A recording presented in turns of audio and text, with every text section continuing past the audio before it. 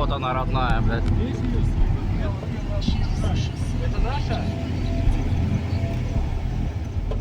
Ну, 24 февраля, честно говоря, для меня был шок.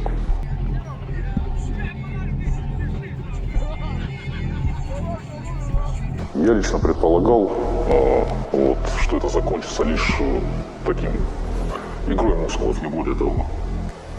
Но я не ожидал на полномасштабную военную операцию.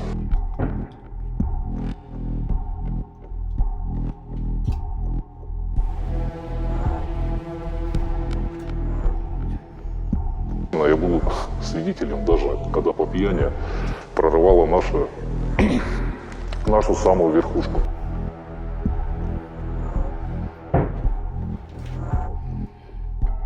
Там дошло вплоть до пьяных соплей. Да мы орки ебаные, вот дословно. Мы действительно ебаные орки. Это Антон, бывший боец «Шторма Z», участник мясных штурмов и дезертир. Антон сбежал из российской армии. Журналисту «Верстки» Глебу Голоду удалось найти, встретиться и поговорить с ним. И вместе с Глебом сегодня мы расскажем историю этого побега. С вами «Верстка». Я Алина Белят. И это YouTube-канал «Черный ящик». True Crime об убийцах среди нас.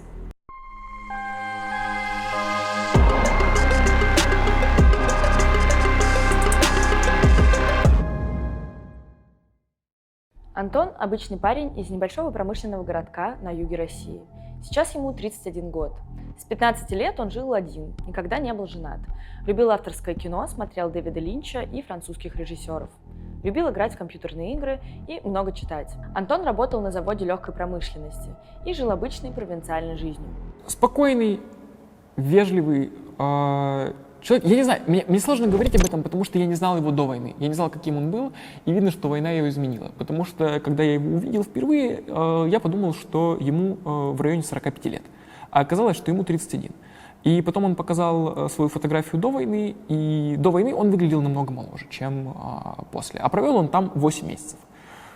То есть знаменитый фильм «Иди и смотри» ни разу не врал. Просто вежливый человек, который рассказывает свою историю довольно отстраненно, как будто это произошло не с ним, потому что он не успел до конца отрефлексировать свой опыт. В 2021 году Антон внезапно потерял работу на заводе, на котором проработал 4 года. За все это время у него накопились большие долги. Он пытался найти новую работу, которая бы позволяла постепенно закрывать кредиты, но безуспешно. И в 2023 году за ним пришли приставы. Они начали на него давить, обещая завести уголовное дело. И в течение нескольких месяцев убедили его поехать на фронт. Обещали очень хорошие условия и возможность быстро решить все его финансовые проблемы.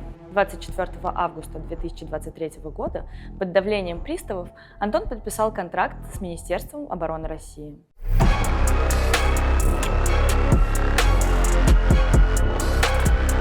Это все произошло не за один день. Меня обработали примерно с апреля. К апрелю 23 года у меня накопилось в общей сложности под 1 миллион долгов. Если точнее быть, порядка 966 тысяч. С такой суммой они вполне могли под меня подогнать уголовное дело. И я в итоге согласился на предложение приставов подписать контракт. Я призывался через город Москву формально. Мне пристава дала номер телефона для связи с куратором, так скажем. То есть по приезду в Москву меня заселили в общежитие. А вот в течение примерно 3 дней нас устраивали на работу в гражданскую организацию. То есть Информинвест платил 100 тысяч рублей в месяц. Плюс к тому 50 тысяч было положено от правительства Москвы.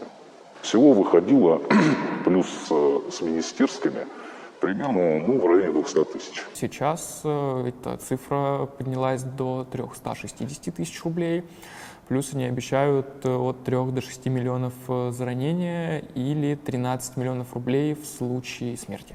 По данным Росстата, средняя зарплата в России сейчас около 75 тысяч.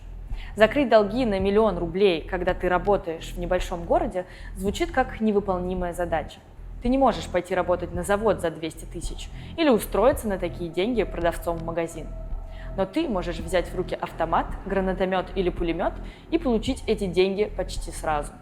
Надо просто поехать туда, куда скажет государство. Причем власти обещают всем, что придется работать в тылу. Но это совсем не так. С собой просят иметь трудовую книжку, военный билет, паспорт, теплые вещи, мыльно-рыльные принадлежности. Они говорят, приезжай в Москву, присылают анкету на Яндекс.Формах. Ты заполняешь анкету, в которой указываешь, какой, грубо говоря, ФИО, возраст, боевой опыт, если таковой есть, военно-учетная специальность, если ты проходил срочную службу, и отправляешь ее, и тогда у тебя в Москве будет меньше заморочек с оформлением. Ну, по крайней мере, они так утверждают. Компания называется АО «Инвестинформ». Она появилась в августе 2022 года. Они занимаются в основном тем, что вербуют людей на войну. Из их финансовой отчетности неизвестно практически ничего. Только то, что в 2023 году они потратили более 900 миллионов рублей. Как выяснила верстка, численность сотрудников этой организации всего 33 человека. Получается, сотрудники Инвестинформ получали по 3 миллиона в месяц. Вряд ли. Скорее всего, это все выплаты завербованным контрактникам. По минимальным оценкам, через компанию на фронт могли уехать до 2000 человек. Антон не ожидал, что его жизнь меньше, чем за год развернется на 180 градусов. В ней окажутся война, штурмы, кассетные боеприпасы, опасный побег из армии, а потом и побег из России.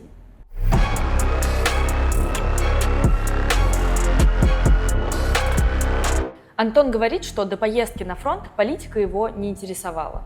Он не читал ни региональные новости, ни федеральные, ни прогосударственные, ни оппозиционные. Ему было это неинтересно.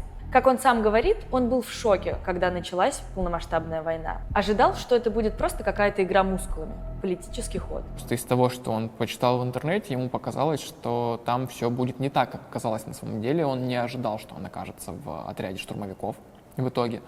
Он ожидал, что он просто поедет, заработает денег и закроет свои кредиты. Антон подписал контракт, и сначала его отправили в пункт сбора Яблочково, где всех распределяют по командам.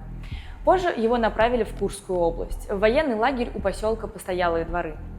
Там он находился около месяца. В лагере, как он рассказывал, сразу начались скандалы. Он описывает лагерь как сборище пьяных военных, от складских рабочих до командования.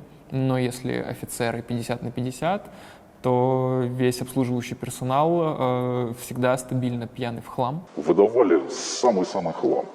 Один комплект, который абсолютно тебе не подходил по размеру, то же самое с обувью, вещмешок образца. Если не ошибаюсь, мой был конца 60-х, начала 70-х. Из-за этого уже начались конфликты. Чтобы вы понимали, в лагере беспробудное пьянство. Начиная от распоследнего подметателя плаца и заканчивая самим начальником лагеря. Что-то доказать этому залитому в хлам ничту просто невозможно. Из-за этого начались конфликты. Нет, сделали просто пометку. Уже позже в Беловодске Луганской области командование распределяло всех солдат в зависимости от личного дела. И эта пометка все изменила. Мы ее поставили за длинный язык, потому что он возмущался ситуацией внутри лагеря, поэтому его распределили не в мотострелки, то есть не в пехоту, а в Шторм-Z. Шторм-Z – это штрафное подразделение в составе Вооруженных сил России. Туда идут те, кто проштрафился в военной части, как Антон. Либо заключенные, которых когда-то вербовал Евгений Пригожин в тюрьмах, а теперь этим занимается Министерство обороны. Это подразделения, которые идут на позиции противника и жертвуют своей жизнью.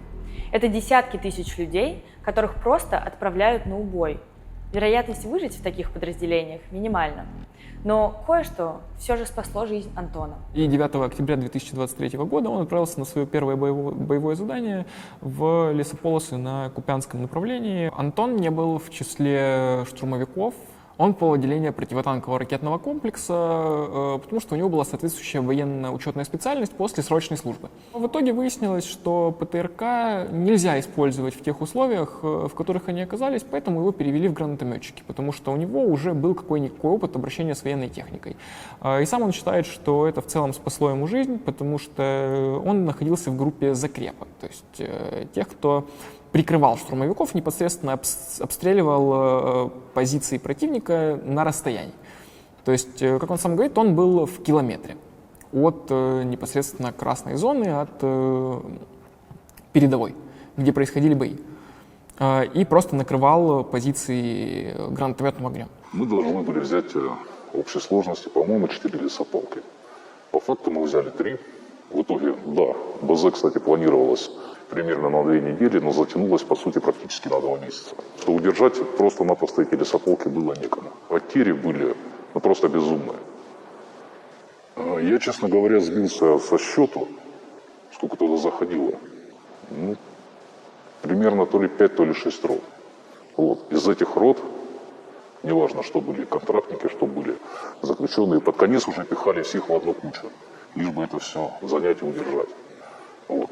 По сути, из роты возвращалось когда 6, когда 7 человек, когда 9. Со вспышкой видео. 2 братишки сидят. Братишки сидят. Один дурочек нарезает, другую выполняет.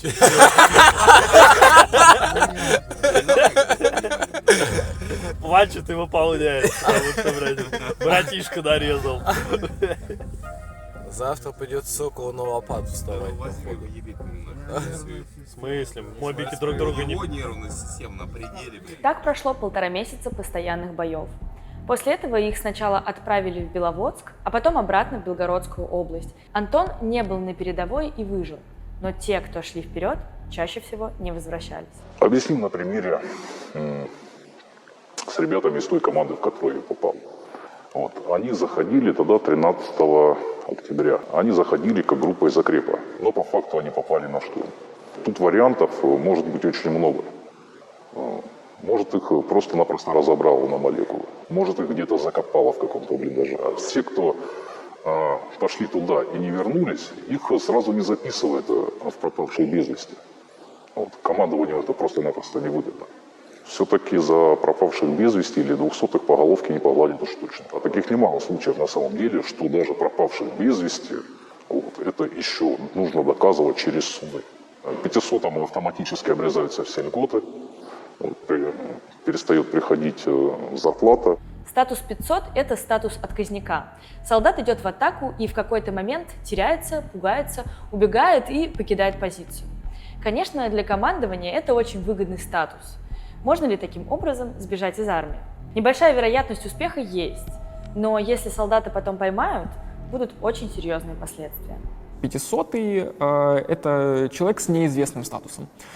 Он мог пропасть без вести, погибнуть, дезертировать, сбежать. С ним могло произойти все что угодно. То есть 500 — это такой военный код Шрёдингера, чаще всего человек, который погиб, либо в случае, если ты на штурме понимаешь, что ты погибнешь, тебе, если вот на подходе к позициям врага, так объяснял Антон, ты понимаешь, что вас накрывает артиллерия, и ты понимаешь, что ты погибнешь, то ты можешь просто сбежать. И ты будешь считаться 500-м, где-нибудь отсидеться и вернуться обратно на позиции. То есть, но за это можно быть жестоко избитым, либо отправиться в Зайцево, вот в эту знаменитую импровизированную тюрьму для военных. Откосить от штурма.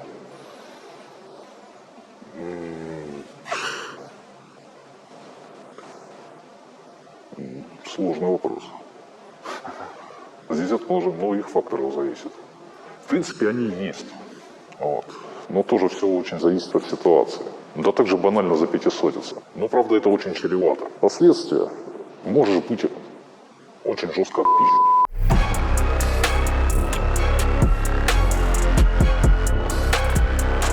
Сначала Антон был в шоке от того, что происходило на передовой. Но потом все очень быстро стало обыденностью. Я в какой-то момент спросил его: слушай, а как ты вообще с этим? Говорю, столько твоих знакомых у тебя на глазах погибло людей, с которыми ты общался, с которыми что-то обсуждал, то есть у вас был какой-то совместный опыт, они погибли там многие у тебя на глазах. И он сказал, что это просто рутина. Вот единственная эмоция, которую он описал от смерти своих сослуживцев, это смерть на войне становится рутиной. Для него это стало чем-то абсолютно повседневным и никаких эмоций у него не вызывало. И он говорил, что ему очень быстро стало плевать на свою жизнь. То есть вот что интересно, именно вот жизнь человека полностью обесценилась, и его, и окружающих. И в разговорах он часто говорил, вот, например, там, Дэна разобрало на молекулы, там, Сереге оторвало голову миной, там, русика разобрало на запчасти где-то в лесополках. Но Антон не ожидал, что российская армия будет устроена так, что основной фокус командования будет направлен не на боевые действия и не на минимизацию потерь, а на их сокрытие. Он очень много жаловался на алкоголизм среди начальников. Никто из них абсолютно не геройствовал, не шел в бой со своими солдатами. Они просто по факту занимались бюрократической работой. Некоторые из них, правда, таки погибли. Он даже назвал позывные Вейдер и Ермак. Насколько я помню, Ермак остался инвалидом на всю жизнь, а Вейдер погиб, его командир. Иногда они просто не высовывались из блиндажей, потому что ВСУ обстреливали их из артиллерии, танков, и он говорил, что они использовали кассетные боеприпасы. Он говорил, что их используют и ВСРФ, и ВСУ. И что когда бомбят кассетами, никто просто не выходит, потому что кассета тебя вряд ли убьет, но точно покалечит. И они, бывало, просто сутками сидели под кассетными обстрелами.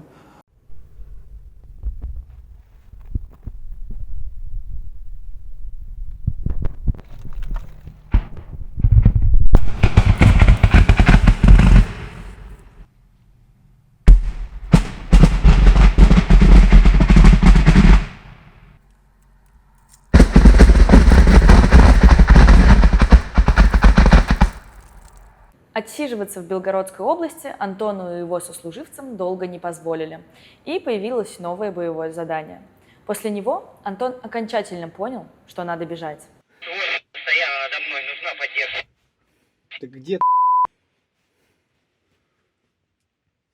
Они хотят между нами пропустить.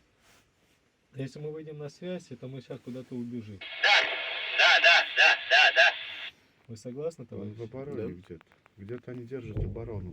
Походу хохлы лезут. Ну и что думаешь? А где, они знают, где они в обороне. В смысле, что я думаю? Я не понимаю, откуда Наши стреляют. места. Куда ты собираешься бежать-то? А кто такой Псков вообще? Понятия не имею. Вот Может, он это точка. Вот он говорит Псков, там говорит Типа самое, помочь, бар, да. там Да, срочно артиллерия, срочно.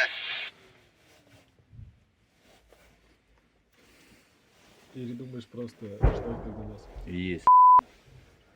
Техники именно бронированной вообще ни хрена не осталось. Она вся разъебана осталась там, в полях и посадках. Они превосходят именно технически очень.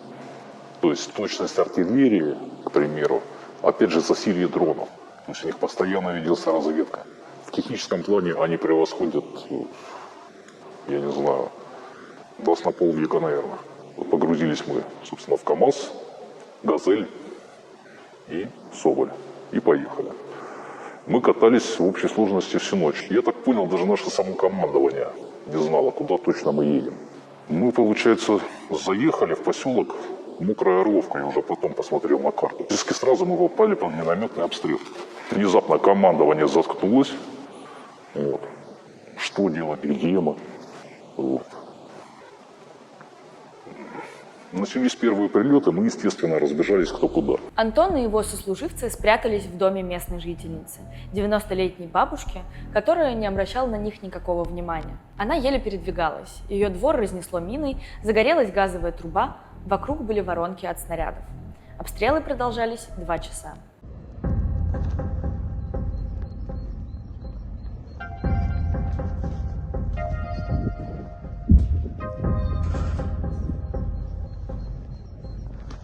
Все-таки на нас вышло командование. Они в тот момент уже кое-как обустроились все-таки в школе, в поселке Мокрая Орловка.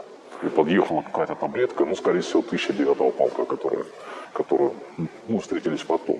Мы погрузились по-быстрому в эту таблетку, срочно выезжаем. Там уже на месте все вам расскажем. Пока дошли пешком до нашей точки. И, естественно, о нас там никто не был в курсе, что мы приедем. Нас обстреливало там все на свете. В первые сутки мы, в принципе, и носа-то не высовывали. Там херачило вообще всем подряд. В основном это минометы, дроны опять же висели. Но у нас связи за все это время толком-то и не было. То есть мы слышали разговоры наших товарищей, но в ответ им ответить ничего не могли. У них накануне там полностью размотало в лесополке целый взвод. За 200-х я лично знаю 4. Еще один скончался потом, и это уже по прибытии в лагерь мы узнали, что он скончался в госпитале. Я лично его грузил.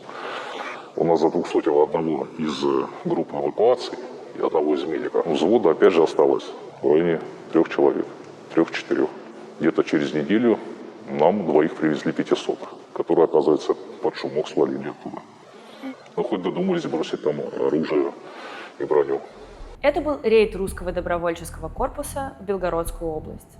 Это воинское формирование основано ультраправыми русскими националистами, воюющие на стороне Украины. Те наступления, которые ведутся, ну, это очень локальные успехи. Какого-то стратегического, даже оперативного успеха толком-то нет.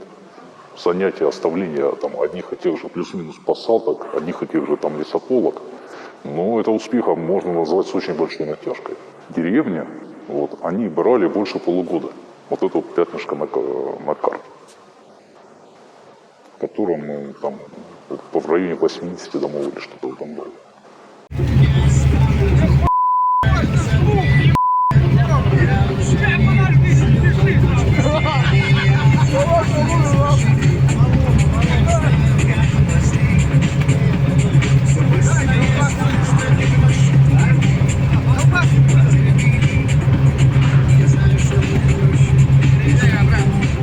После рейда всех солдат, оставшихся в живых, вывезли обратно в Белгородскую область. Панические мысли сбежать у Антона появились еще во время Купянского наступления.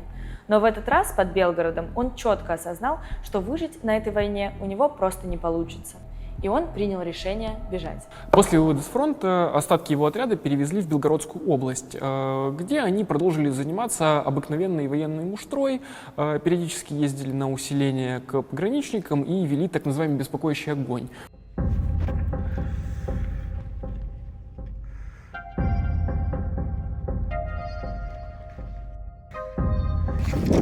Такие свежайшие. У нас такие которые детонируют.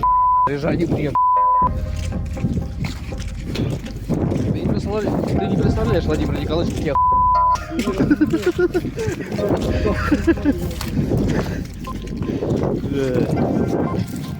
Ну, больше всех пострадал нефтекиш, мимо проходивший Один.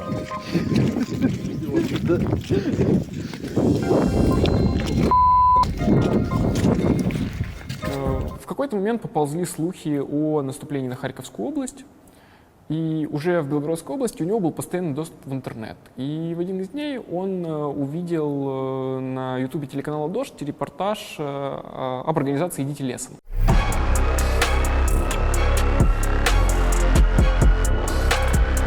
В красной зоне там вообще не заикаемся ни за какую связь. То есть там даже просто мобильной сети нет. Там где-то можно там поймать на каком-то определенном участке возвышенности, и то не факт, что туда, возможно, вообще есть возможность дойти. Добрался до связи, до худо-бедно никакого интернета. И в предложке в Ютубе мне, по-моему, репортаж «Дождя» всплыл. Да. И там как раз была ссылка на проект «Идите лесом» в описании.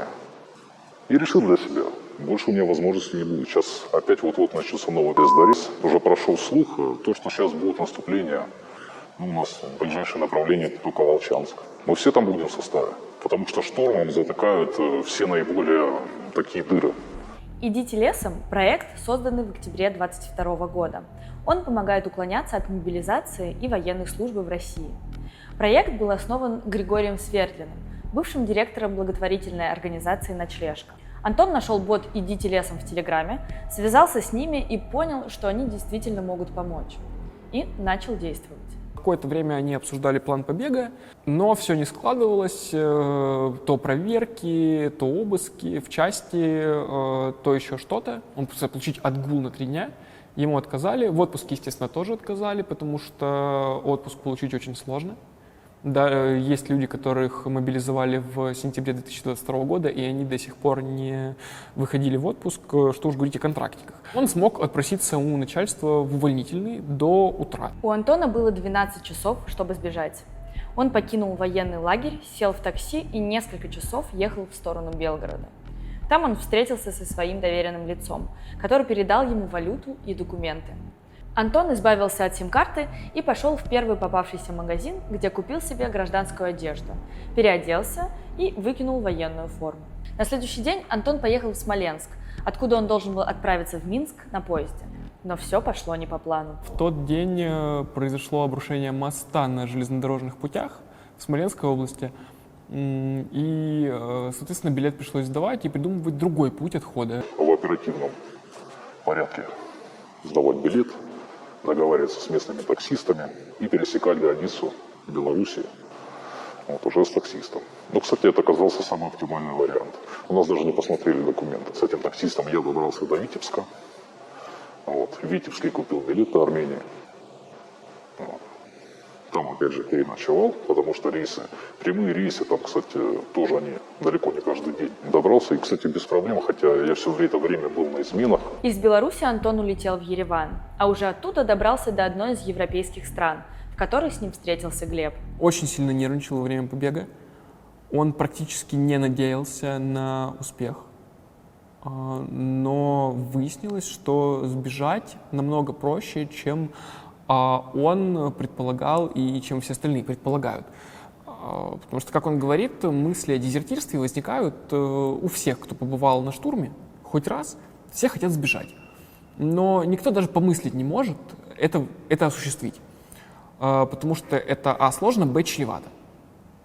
Но, как выяснилось, на его личном опыте реализовать побег очень легко. Потому что как только ты меняешь военную форму на гражданскую, ты больше никому не интересен, люди на тебя вокруг не смотрят. Ты становишься обыкновенным гражданином России, который куда-то едет по своим делам.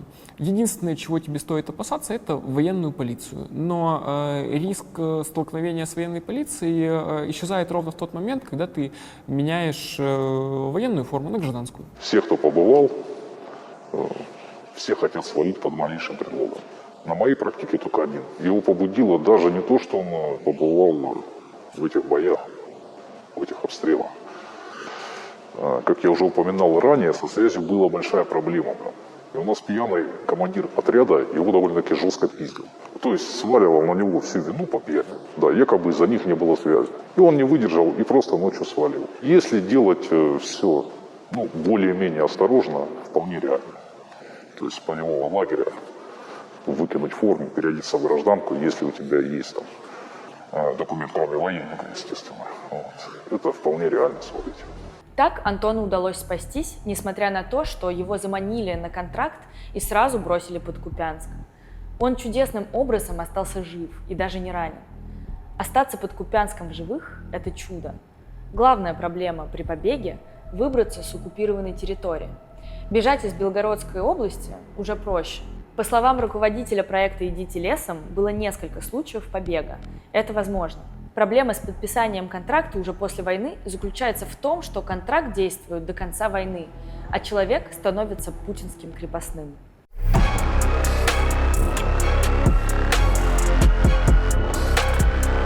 Прошло несколько месяцев после побега.